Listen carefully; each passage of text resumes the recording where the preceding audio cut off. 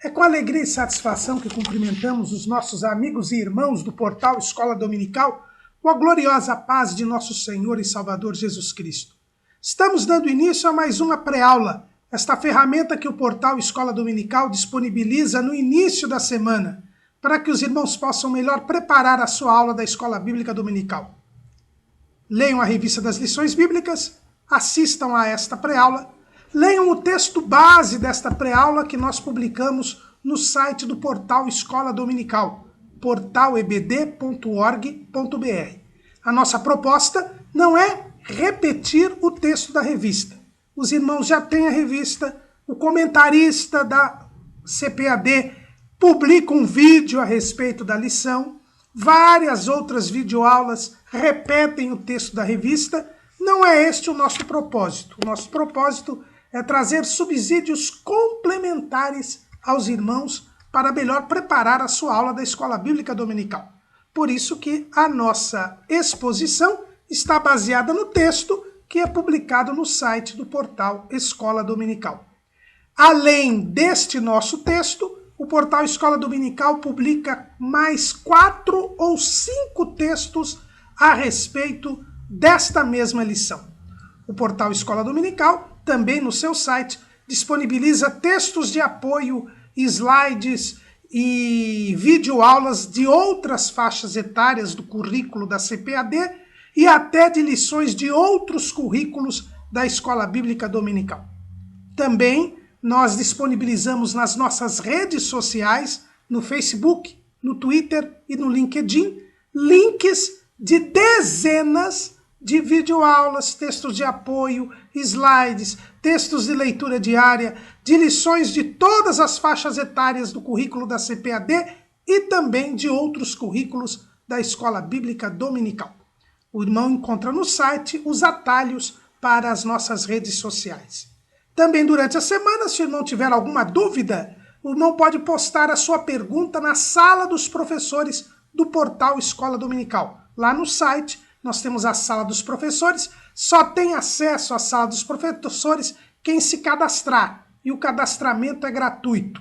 Se ainda houver alguma dúvida, o irmão pode elucidá-la na transmissão ao vivo. Aqui no canal do YouTube nós transmitimos ao vivo a aula do estudo preparatório dos professores e amigos da Escola Dominical da Igreja Evangélica Assembleia de Deus, Ministério do Belém, na sede aqui em São Paulo.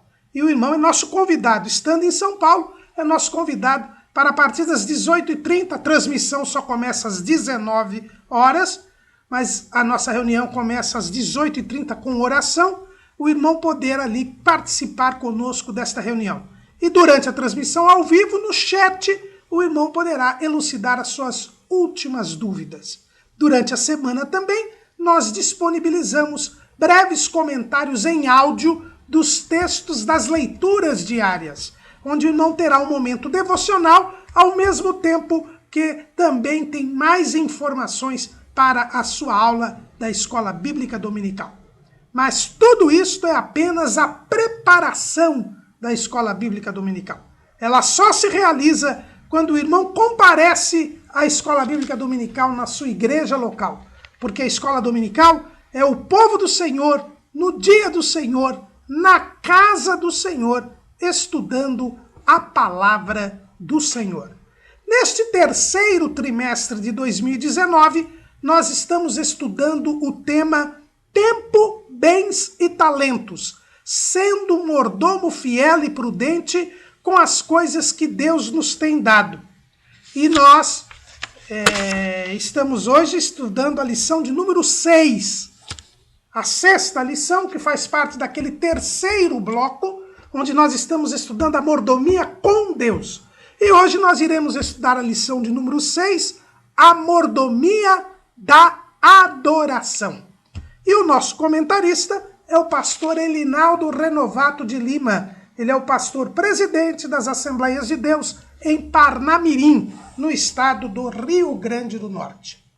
A mordomia da adoração. Se existe um tema onde fica bem evidenciada a mordomia, é a adoração. Quando nós falamos em adorar, nós já lembramos do homem adorando a Deus. A adoração envolve o relacionamento de reconhecimento da soberania de Deus. E nós já vimos que a mordomia é um reconhecimento da soberania de Deus. Quando nós reconhecemos que Deus é o Senhor, nós somos servos, nós procuramos cumprir as tarefas, as missões que o Senhor comete ao seu servo.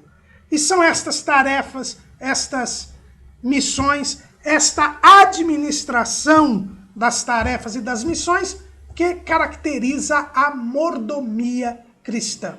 Então, a mordomia é um reconhecimento da soberania. E o mesmo ocorre na adoração. Só que na adoração, nós temos um caráter de reconhecimento de quem Deus é. Simplesmente isso. Na mordomia, nós reconhecendo que Deus é, nós cumprimos tarefas. Na adoração, nós temos uma contemplação. Nós temos uma admiração. Nós temos uma postura de espírito, alma e corpo em reverência a Deus. No item de número 8 do cremos da nossa declaração de fé, que nós já abordamos este item na lição passada, quando falamos da mordomia da igreja local, o texto nos diz assim: cremos na igreja, que é o corpo de Cristo, coluna e firmeza da verdade, una, santa e universal assembleia dos fiéis reunidos de todas as eras e todos os lugares, chamados do mundo pelo Espírito Santo, para seguir a Cristo e adorar a Deus. Vejam bem que aqui foi muito feliz a comissão especial que elaborou a declaração de fé, porque ela, e esse item foi incluído por essa comissão, ela mostra que a igreja, ela segue a Cristo e adora a Deus. Deus quer verdadeiros adoradores. Esse é um dos propósitos de Deus ao criar o homem. Deus criou o homem para que o homem lhe adorasse. É o que nós vemos ali no diálogo de Jesus com a mulher samaritana. Lá no Evangelho segundo escreveu João, capítulo 4, versículo 23. Mas a hora vem, e agora é, em que os verdadeiros adoradores adorarão o Pai em espírito e em verdade, porque o Pai procura a tais que assim o adorem. Deus é espírito, e importa que os que o adorem em espírito e em verdade. Então o Pai procura verdadeiros adoradores. O Pai está em busca de seres humanos que o adorem. Assim como os anjos de Deus o adoram, Deus procura entre os seres humanos também adoradores. O escritor aos Hebreus, ele fala que os anjos o adoram, né? Lá em Hebreus 1:6, e quando outra vez introduz no mundo o primogênito, diz: e todos os anjos de Deus o adorem. Né? E aí ele está, o escritor aos Hebreus, fazendo menção aqui do Salmo de número 45.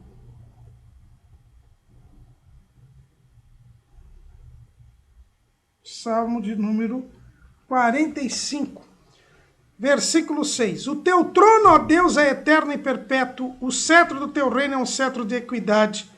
Tu amas a justiça e aborreces a iniquidade. Por isso, Deus, o teu Deus, te ungiu com alegria mais do que a todos os companheiros.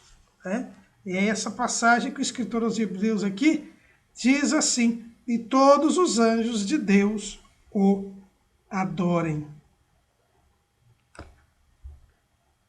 A adoração é algo que Deus busca. E é interessante, Deus não impõe, Deus procura, propõe que os homens o adorem. Era este o relacionamento que deveria haver entre Deus e os homens quando Deus criou o homem. Mas o homem desobedeceu a Deus.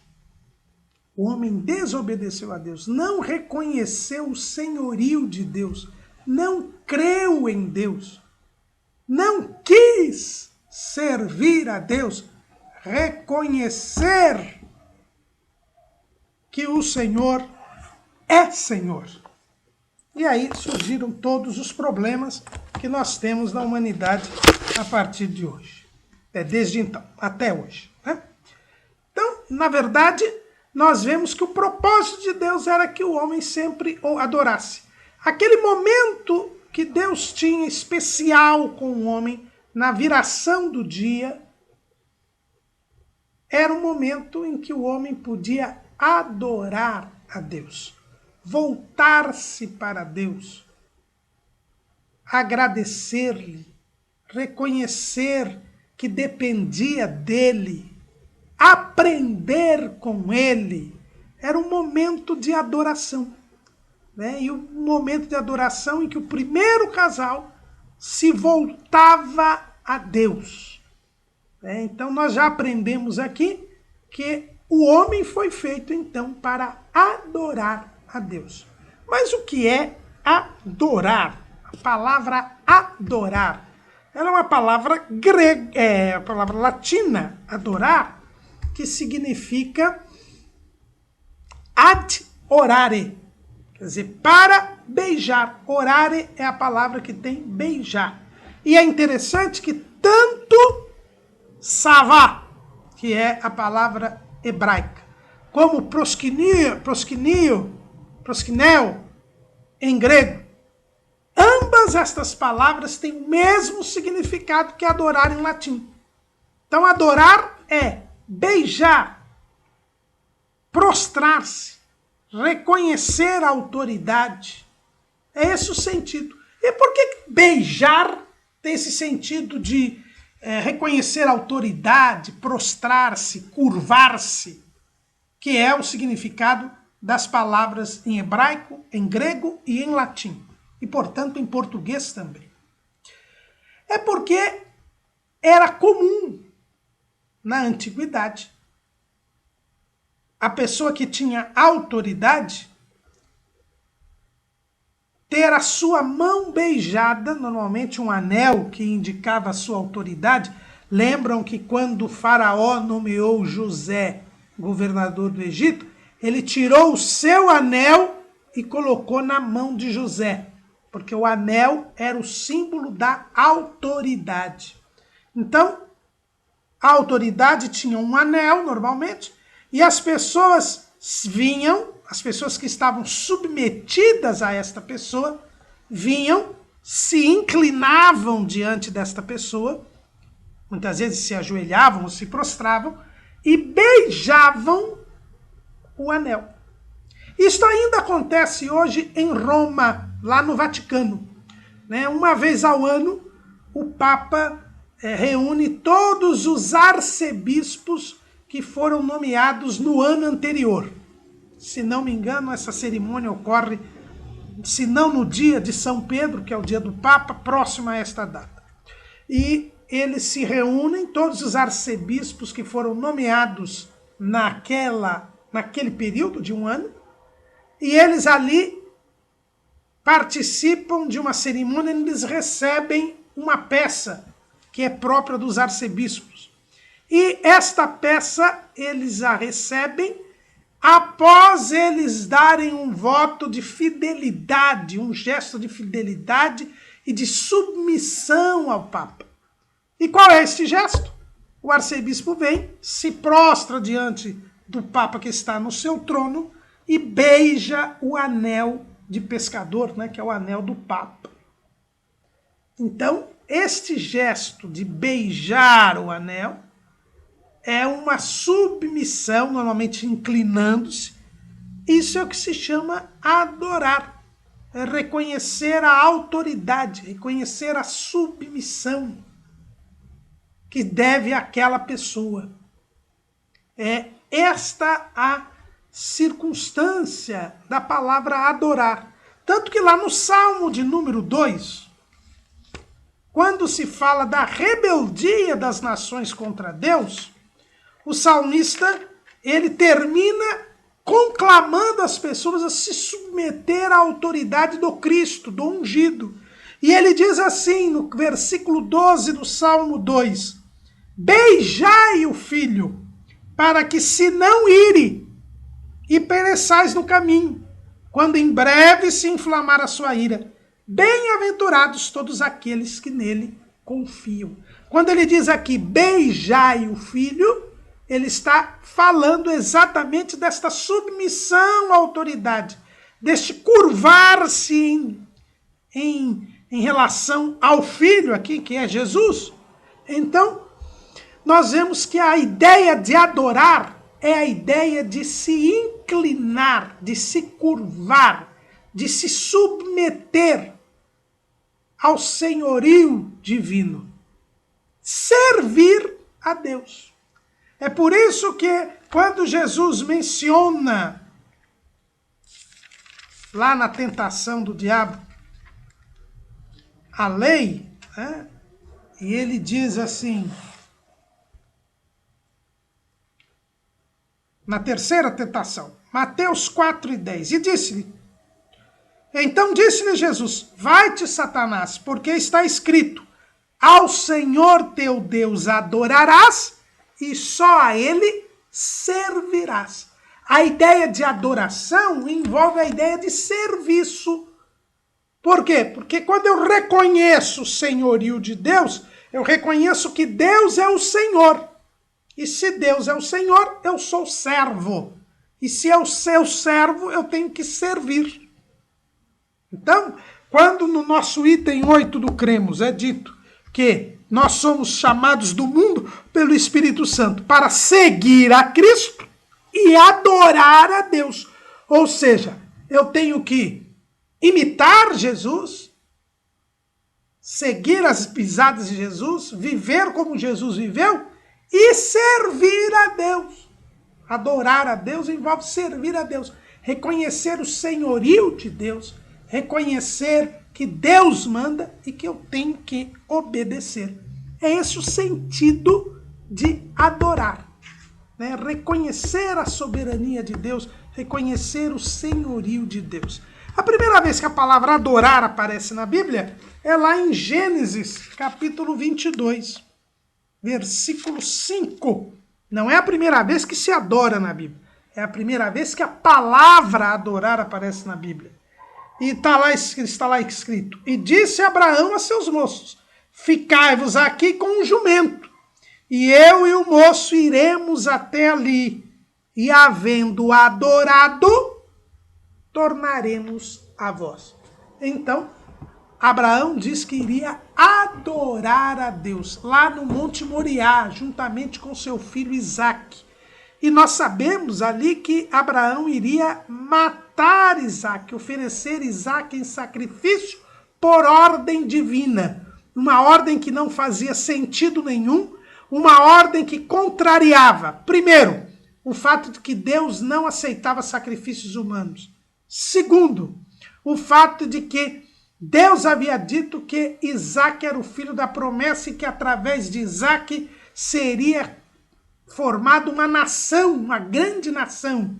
E com a morte de Isaque, isto cairia por terra. Então parecia que Deus estava a contrariar-se. E Deus não é contraditório.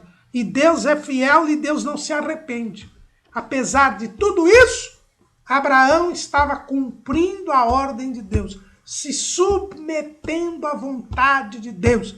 E disse que iria adorar a Deus, reconhecer a sua soberania, o seu senhorio, mesmo cumprindo uma ordem que contrariava tudo o que ele sabia a respeito de Deus.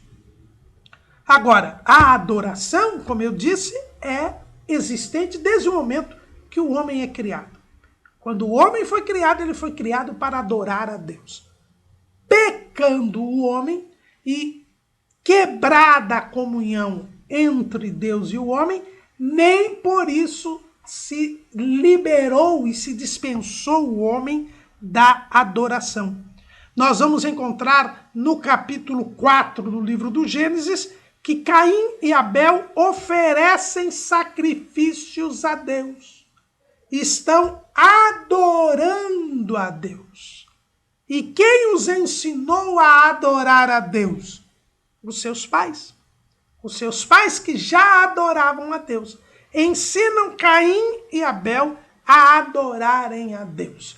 Mas já nesta primeira vez que a Bíblia nos fala de uma adoração explicitamente, que é lá no capítulo 4 de Gênesis, nós descobrimos que Deus aceitou o sacrifício de Abel, mas rejeitou o sacrifício de Caim. E aqui nós temos uma primeira verdade, é que a adoração deve ser feita conforme o agrado de Deus, e não da maneira do homem. O homem tende a adorar a Deus. Deus procura pessoas que o adorem, mas a adoração deve seguir a vontade de Deus. Quem devemos adorar? A Deus, porque só Ele é Senhor. Só o Senhor é Deus, como disse o povo lá no Monte Carmelo. O povo de Israel disse lá no Monte Carmelo, só o Senhor é Deus. Por isso só ao Senhor adorarás e a eles dará culto. Só podemos adorar a Deus. Segundo, como nós devemos adorar? Adorar de forma agradável a Deus. Como nós devemos adorar? É da forma que Deus quer. Nós não podemos adorar da nossa maneira, porque a adoração é o significado da submissão a Deus. Se eu estou dizendo que Deus é Senhor, como é que eu vou impor as regras de adoração ou a forma de adoração? Há uma contradição enorme entre eu dizer que Deus é o Senhor, mas que eu vou adorar do meu jeito. Só se pode adorar do jeito estabelecido por Deus. Tanto que Deus aceitou o sacrifício de Abel, mas rejeitou o de Caim. E o que nós aprendemos aí no capítulo 4 de Gênesis a respeito da adoração, da mordomia da adoração? Em primeiro lugar, que, como eu disse, a adoração acompanha a própria existência do homem. O homem foi criado para adorar a Deus. O Pai procura homens que o adorem em espírito e em verdade. Então, nós temos o primeiro ponto aqui. A adoração é íncita ao ser humano. Os antropólogos, os sociólogos, os cientistas sociais em geral, eles admitem que o homem, toda a civilização humana, o homem tem em si uma religiosidade. Seja qual for a civilização de qualquer época, todo homem é religioso. O que é esse religioso? Ele busca religar-se a Deus. Ele busca ter um relacionamento com um ser superior. Porque o homem foi feito para adorar a Deus. Eis aí um dado da ciência social que mostra que o homem foi feito para adorar a Deus. Faz parte do homem buscar o contato com um ser que lhe é superior. Só que a religião é uma forma humana, um modo humano de tentar esta religação com Deus. Algo que parte do homem para Deus. Por isso são várias e inúmeras as religiões, e por isso nenhuma religião é exitosa neste propósito. Porque o homem não tem condições de chegar até Deus. Mas Deus se fez homem para religar o homem a Deus. A adoração a Deus, ao único e verdadeiro Deus, ela é possível sim, porque Deus se fez homem e nos ensinou o caminho que é Cristo para nós chegarmos à presença de Deus. Então, a primeira coisa que aprendemos é que a adoração é uma prática que acompanha a existência do homem. É íncita à pessoa humana. E não adianta os materialistas, os ateus, dizerem que o homem não existe uma dimensão transcendental, que a matéria é tudo que existe, porque os próprios materialistas ateus, eles são adoradores e criam adoração. Basta ver, por exemplo, o país mais comunista do mundo, que é a Coreia do Norte. Lá, eles adoram os 3 líderes que este país já teve. O fundador da Coreia do Norte, o seu filho e agora o seu neto. Há estátuas. As pessoas se inclinam. Adoram essas pessoas. É uma adoração. Mas eles são ateus materialistas. Para os irmãos verem como são as coisas. Segunda coisa que nós vemos é que a adoração ela é necessária, porque o homem foi criado para adorar, mas ela é espontânea. Vejam bem, como eu disse, o Pai procura adoradores. O Pai procura, ele não impõe, ele não exige. Logicamente que a adoração é do jeito dele, mas a adoração é espontânea. Caim e Abel não foram obrigados por Deus a oferecer sacrifícios. Eles o fizeram espontaneamente. Então é outra coisa. A adoração ela é necessária, mas ela é espontânea. Nós devemos adorar a Deus espontaneamente. Não se pode obrigar as pessoas a adorar a Deus. E não tem valor nenhuma adoração obrigada, constrangedora, impositiva. Não. Aquela disposição de Nabucodonosor para que todos se prostrassem diante da estátua que ele havia feito, sob pena de lançamento na fornalha de fogo ardente, e todos ali se prostraram. Se não fosse a estátua e fosse a Deus, não teria nenhuma validade. Deus jamais obrigou alguém a adorá-lo. Ninguém foi obrigado a adorá-lo. Nem mesmo os anjos. Os anjos o adoram porque espontaneamente quiseram ficar fiéis a Deus quando da rebelião do inimigo. A adoração é sempre espontânea. A adoração, ela consiste de atos externos. Então vejam bem que nós vemos sempre gestos externos de adoração. Caim e Abel ofereceram sacrifícios. Nós vemos os patriarcas erigindo altares. Nós vemos todas as regras que Deus estabeleceu para que Israel adorasse ao Senhor. Todas as regras do culto levítico.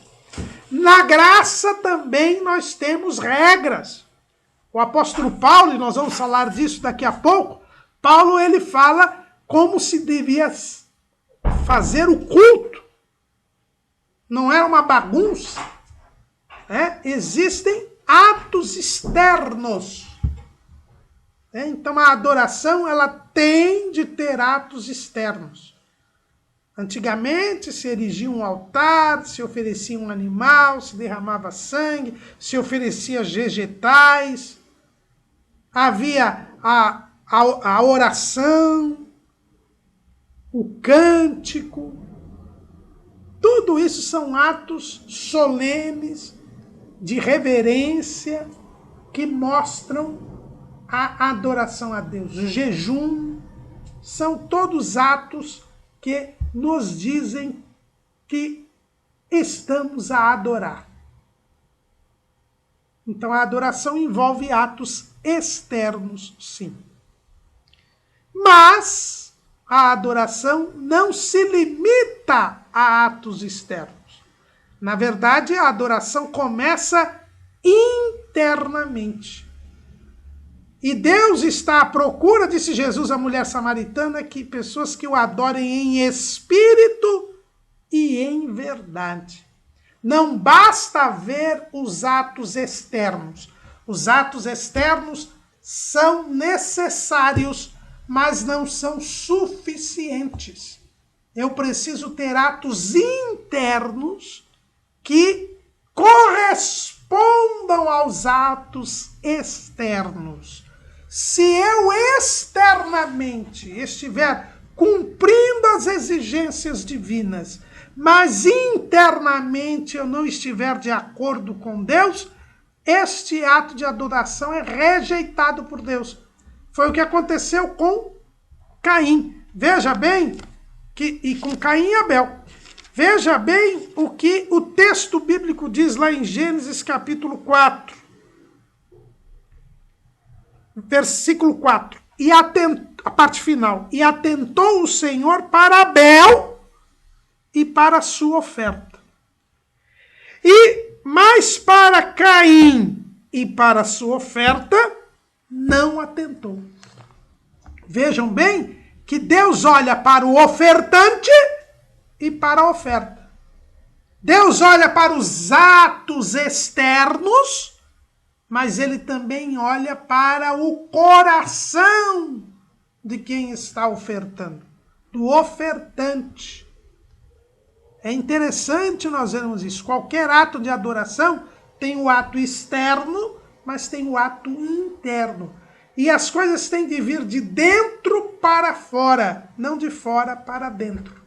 Aquilo que Deus olhou para Abel e sua oferta. E para Caim e sua oferta. Deus, ele olha primeiro para nós, para o nosso interior, depois para o ato externo. Lá no livro do profeta Isaías, no capítulo 1, nós vemos bem esta atitude divina. Ele diz assim, versículo 10. Ouvi a palavra do Senhor, vós príncipes de Sodoma, prestai ouvidos à lei do nosso Deus, vós, ó povo de Gomorra. De que me serve a mim a multidão de vossos sacrifícios? Diz o Senhor. Já estou farto dos holocaustos de carneiro e da gordura de animais médios, e não folgo com sangue de bezerros, nem de cordeiros, nem de bodes. Quando vindes para comparecerdes perante mim, quem requereu isto de vossas mãos, que viesseis pisar os meus átrios? Não tragais mais ofertas de balde. O incenso é para mim abominação, e as luas novas, e os sábados, e a convocação das congregações. Não posso suportar a iniquidade, nem mesmo ajuntamento solene. Ele diz assim, versículo 16, lavai-vos, purificai-vos, tirai a maldade de vossos atos de diante de meus olhos, cessai de fazer mal, aprendei a fazer bem, praticai o que é reto, ajudai o oprimido, fazei justiça ao órfão, tratai da causa das viúvas. Vinde então e arguí-me, diz o Senhor. Então Deus, ele olha primeiro o interior. Todos aqueles sacrifícios que eram feitos nos dias de Isaías Deus estava tendo nojo deles. Eles observavam as regras estabelecidas por Deus. Os animais sem defeito, tudo certinho. Mas Deus não se agradava deles, por quê? Porque eles estavam praticando o pecado. Eles eram pecadores, não se arrependiam dos seus pecados e vinham simplesmente cumprir um formalismo. Isso que se chama formalismo. É quando a adoração se circunscreve aos atos externos. E o interno é abominável. Jesus fala sobre isso também. Lá no Evangelho segundo escreveu, Mateus capítulo 5, versículo 23. Portanto, se trouxeres a tua oferta ao altar, e aí te lembrares que teu irmão tem alguma coisa contra ti, deixa ali diante do altar a tua oferta e vai reconciliar-te primeiro com teu irmão. E depois vem e apresenta a tua oferta. Se eu estou em litígio com o irmão, se eu ofendi um irmão, eu tenho que buscar o seu perdão para depois oferecer a minha oferta a Deus. Porque senão Deus não a aceitará. Porque a adoração envolve o ato interior e o ato exterior. Se internamente eu não me submeto a Deus, se internamente eu não admito que o Senhor é dono meu e eu tenho que fazer o que Ele quer, de nada adianta os atos externos, que não irão de maneira alguma ser aceitos por Deus. Esse é o problema. Este é o problema. Caim descaiu o seu semblante e ele se irou fortemente quando Deus não recebeu a sua oferta. E Deus disse, se você fizer bem, não haverá aceitação também para ti? A adoração envolve um aspecto interno. Eu tenho que primeiramente, me submeter à vontade de Deus. Estar em santidade. Renunciar ao pecado. Pedir perdão pelos pecados cometidos. Confessar e deixar.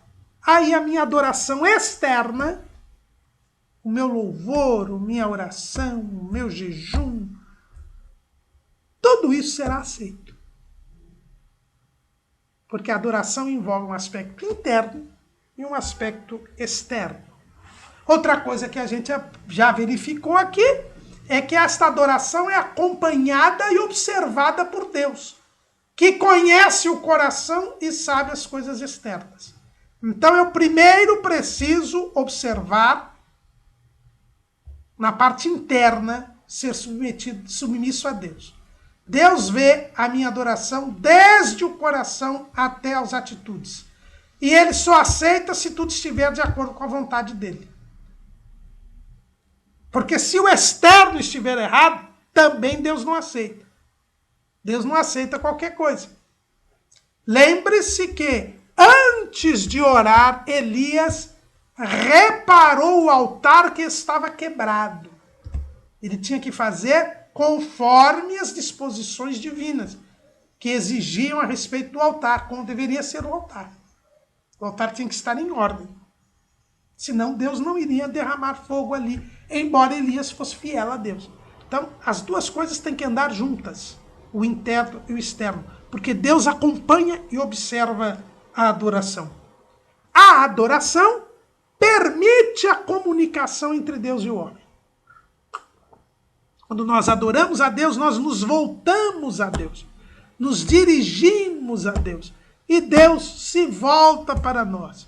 É o momento em que temos intimidade. Por isso que é importante os momentos de adoração a Deus, porque nestes momentos o Senhor está no nosso meio. Não é? Eu vejo aqui o que Jesus diz lá em Mateus capítulo 18, versículo 20. Porque onde estiverem 2 ou 3 reunidos em meu nome, aí estou no meio deles. Por isso que é importante cultuar a Deus. Por isso que é importante a igreja se reunir. Porque aí Deus se manifesta, fica no meio. A adoração permite a comunicação. Deus se agradou do sacrifício de Abel. Não se agradou do sacrifício de Caim, mas se comunicou com ele, a fim de que ele pudesse melhorar. Ele não aceitou, mas a verdade é que a adoração permite que Deus se comunique com o homem, porque o homem se volta para Deus. Vejam que Deus levantou o profeta Isaías para falar do seu desapreço com a adoração que era feita. Mas a adoração, mesmo rejeitada por Deus, permitiu esta comunicação entre Deus e o homem. Porque a adoração abre uma oportunidade para que Deus fale com o homem. E Deus está à procura de verdadeiros adoradores. E o episódio de Caim e Abel nos permite também descobrir que a adoração, ela exige um ato de fé e uma prévia justificação dos pecados. Vejam bem que o sacrifício de Abel foi aceito. Por quê? Porque Abel confiou em Deus. Caim não confiou em Deus. E nós vemos na sequência do capítulo 4 de Gênesis que Caim não creu que Deus pudesse lhe perdoar depois que ele matou o seu irmão Abel. E por isso ele perdeu a salvação. A Bíblia diz que ele é do maligno. Porque não creu. E sem fé é impossível agradar a Deus. Abel é o primeiro herói da fé que é mencionado lá em Hebreus capítulo 11. Olha o que a Bíblia diz. Pela fé Abel ofereceu a Deus maior sacrifício do que Caim, pelo qual alcançou o testemunho de que era justo, dando Deus testemunho dos seus dons, e por ela, depois de morto, ainda fala. Então, Abel, ele confiou em Deus e admitiu ser um pecador. Veja bem que ele oferece o melhor das suas ovelhas, do seu gado, derrama sangue, dizendo que ali ele estava entregando alguém para morrer em seu lugar, admitindo que ele merecia morrer para que ele pudesse chegar à presença de Deus. Ele reconhece a sua condição de pecador e ele confia na promessa salvadora de Deus. A adoração, para ser aceita, deve ser feita por fé e com prévia justificação dos pecados. Nós temos que admitir que somos pecadores, que merecemos a morte, que Jesus morreu em nosso lugar e que por isso nós temos acesso agora ao Pai. Esta é a adoração verdadeira. E como nós reconhecemos que Deus é o Senhor, e como nós reconhecemos que precisamos de Cristo, nós fazemos a adoração da forma que Deus manda, e crendo em Deus. A adoração, ela não se submete apenas ao período do culto. O culto é uma forma de adoração e uma forma importante de adoração, porque no culto, na adoração pública e coletiva, Deus se faz presente no nosso meio, Cristo se faz presente no nosso meio e Deus fala conosco. É importante esta parte da adoração. A nossa declaração de fé, ela diz o seguinte, lá no capítulo 15, sobre a verdadeira adoração, no item 1, na página 144. Reunimos-nos como corpo de Cristo para a adoração pública ao Deus Trino, Jesus prometeu, onde estiverem 2 ou 3 reunidos em meu nome, aí estou no meio deles. Mateus 18:20. A adoração pública é a atividade de glorificar a Deus em coletividade e serve também para comunhão, despertamento, exortação e edificação da igreja. Então, tudo isso, a adoração a Deus, ela é muito importante. A adoração pública e coletiva. Mas a adoração não se circunscreve a isso. É um ponto importante da adoração.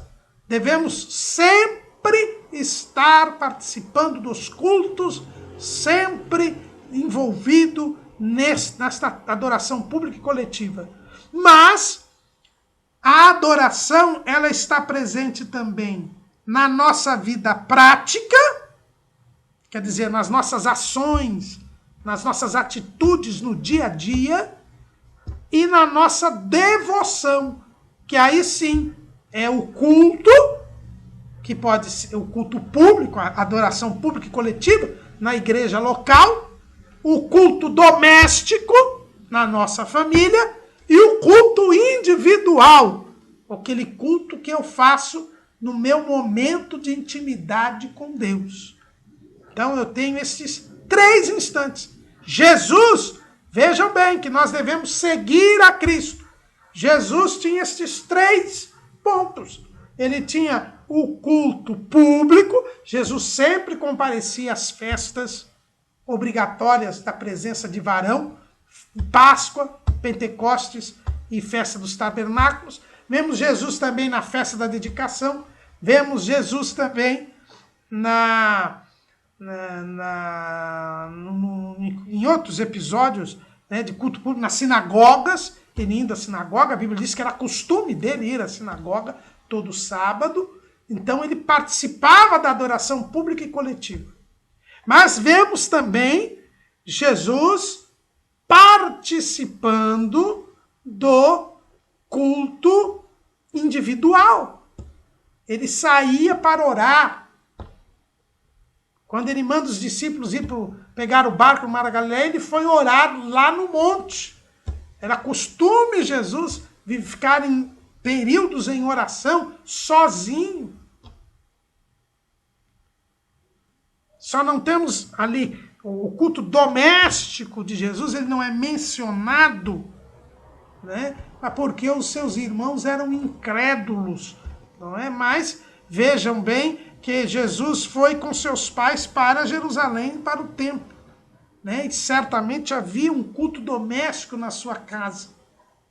Tanto que os próprios irmãos de Jesus dizem, olha, se tu fazes o que fazes e tu és o Cristo, por que não te mostras ao povo? Isso é sinal que eles tratavam das coisas de Deus em casa. Então nós vemos claramente aqui, e o povo judeu tinha o culto doméstico, né? Aliás, se não fosse o culto doméstico, os judeus não existiriam hoje. Porque se os judeus dependessem de sinagogas e templo para serem povo de Deus, já não seriam há muitos anos. Porque o templo está destruído desde o ano 70, e toda vez que havia uma perseguição, ou que há uma perseguição dos judeus, a primeira coisa que se faz é destruir as sinagogas. Se os pais não ensinam a palavra, a lei aos seus filhos, conforme manda de Deus, Deuteronômio 6 e Deuteronômio 11, o povo de Israel já não existiria como um povo entre as nações do mundo. Então nós temos aqui estes 3 cultos, o culto individual, o culto doméstico e o culto público. Mas nós temos também a adoração no dia a dia, na vida prática. Nós vamos estudar numa próxima lição a respeito do trabalho, né? Mas o trabalho é uma forma de nós adorarmos a Deus. Olha o que diz Paulo lá aos Efésios, no capítulo 6, versículo 5. Vós, servos, obedeceis a vossos senhores segundo a carne, com temor e tremor, na sinceridade de vosso coração, como a Cristo, não servindo à vista como para agradar aos homens, mas como servos de Cristo, fazendo de coração a vontade de Deus, servindo de boa vontade como ao Senhor e não como aos homens, sabendo que cada um receberá do Senhor todo o bem que fizer, seja servo, seja livre. Então eu estou servindo a Deus. Quando eu estou no meu trabalho servindo a Deus de coração e de boa vontade, eu não estou fazendo para o patrão, não estou fazendo para Deus. Isso é adoração. Isso é adoração. Então a adoração envolve o nosso dia a dia, os nossos gestos, e envolve as reuniões. Em família, o culto doméstico, ou na igreja local, o culto público, coletivo, é na minha intimidade com Deus. Quando eu oro a Deus de madrugada, quando eu leio e medito na palavra de Deus, tudo isso envolve a adoração. Como eu disse para os irmãos, Deus é quem determina como deve ser feita a adoração. Em cada dispensação, e que é uma dispensação, é um período em que Deus se relaciona com o homem de uma determinada forma, em cada dispensação, a forma pela qual se faz a adoração é diferenciada. Então, os patriarcas adoravam a Deus de uma maneira, Israel adorou a Deus de outra maneira, e agora a igreja adora a Deus de uma outra maneira. Não há uma adoração feita do modo do homem. Há uma adoração feita do modo de Deus. Agora, conforme a revelação de Deus vai progredindo, este modo de adoração vai sendo alterado. E hoje, na igreja, na dispensação da graça, nós temos um período de menos formalismo. Menos formalismo. Se nós pegarmos o culto na lei, o culto levítico, ele é cheio de formalidades que não existem mais hoje. Mas isso não quer dizer que a adoração é do meu jeito. Não existe o que chamam por aí de adoração extravagante. Eu estou cheio de Deus e vou adorar da minha maneira. Não. Não existe isso que falam aí de adoração extravagante. A adoração, hoje, ela é mais simples. Não existe todo aquele rigor, todo aquele formalismo que apontava para Cristo. Cristo é simples. A adoração a Deus hoje é em espírito e em verdade. Veja que Jesus disse, a hora vem e agora é, em que os verdadeiros adoradores adorarão ao Pai em espírito e em verdade. Então hoje a adoração ela é feita em espírito e em verdade. É por isso que nós não temos representação visual. Veja o que diz aqui a nossa declaração de fé, no capítulo 25, aliás, no capítulo 15. Diz assim, cremos, professamos e ensinamos que a adoração é serviço sagrado, culto, reverência a Deus por aquilo que Ele é e por suas obras. Ao Senhor teu Deus adorarás e só a Ele servirás. Mateus 4:10. Seguimos o modelo bíblico da adoração cristã sem nenhuma representação visual. Então o Senhor vos falou do meio do fogo. A voz das palavras ouvistes, porém além da voz não vistes semelhança nenhuma. Lá em Deuteronômio 4:12.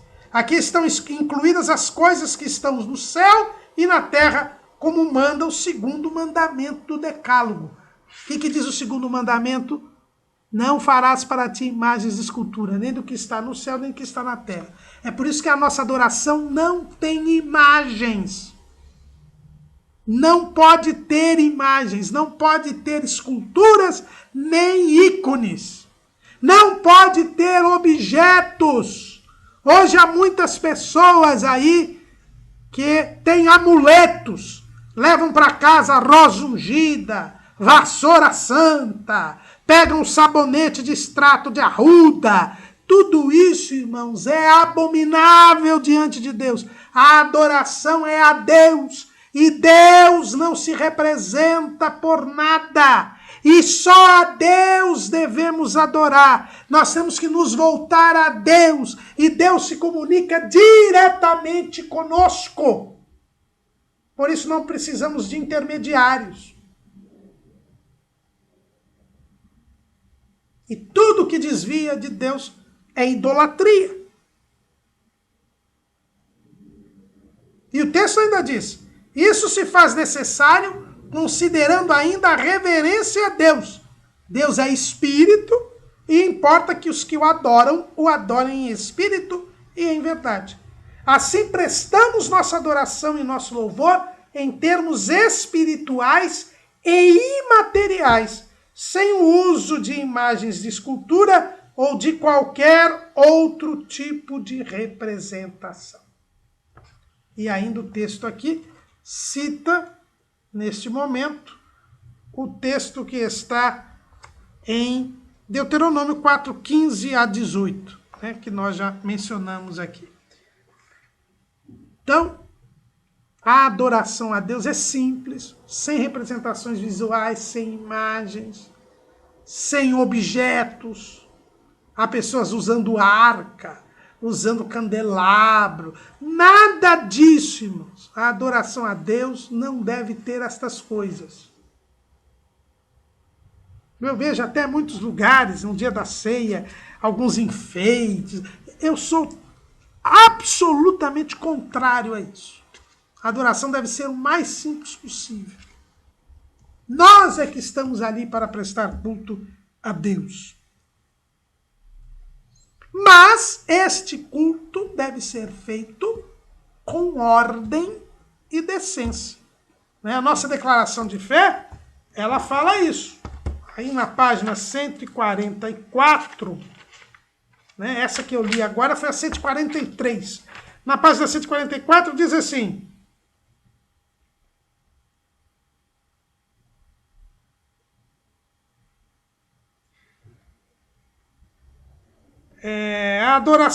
essa adoração pública é realizada com ordem e decência, para que os descrentes reconheçam a presença de Deus no culto e para que somente Deus seja adorado no culto da igreja.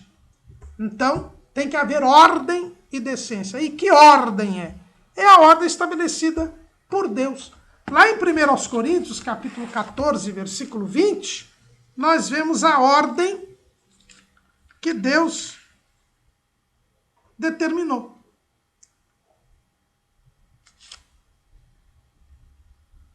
Capítulo 14, versículo 26. Que fareis, pois, irmãos, quando vos ajuntais? Cada um de vós tem salmo, tem doutrina, tem revelação, tem língua, tem interpretação. Faça-se tudo para edificação.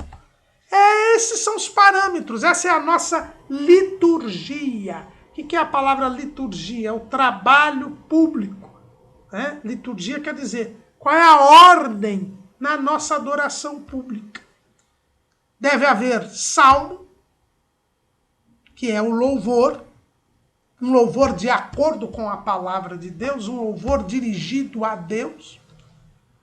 Tem que ser doutrina, que é a exposição da palavra, e a palavra deve ter lugar proeminente na reunião, que é a revelação, língua e interpretação, e a manifestação do Espírito Santo.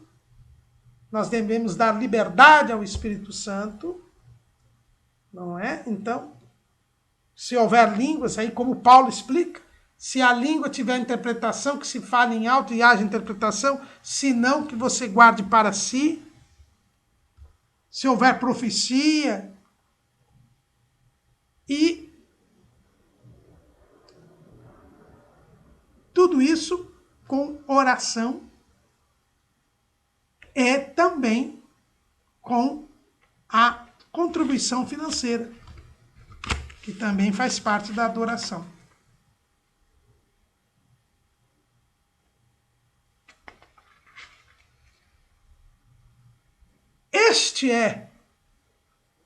Isto é o que devemos fazer. Lamentavelmente hoje, em muitas reuniões, nós temos enormes distorções. A começar pelo exíguo tempo que se dá à palavra. A palavra tem que ter a sua proeminência. Nós vemos no livro de Atos sempre a proeminência dada à palavra. Nós temos o problema nos louvores. Os louvores hoje que não têm fundamento bíblico, não têm respaldo bíblico, que contrariam doutrinas bíblicas e que muitas vezes não são voltadas a Deus. Nós temos também muita meninice, não é? Pessoas gritando, falando em língua estranha alto, atrapalhando a pregação, ou falando na língua mesmo própria, mas no meio da pregação, que é um absurdo, porque é falta de ordem. E muitas coisas que não edificam. Então, nós temos que tomar muito cuidado com isto e lembrar que a adoração deve ser feita como Deus mandou, porque a adoração é uma mordomia. Amém.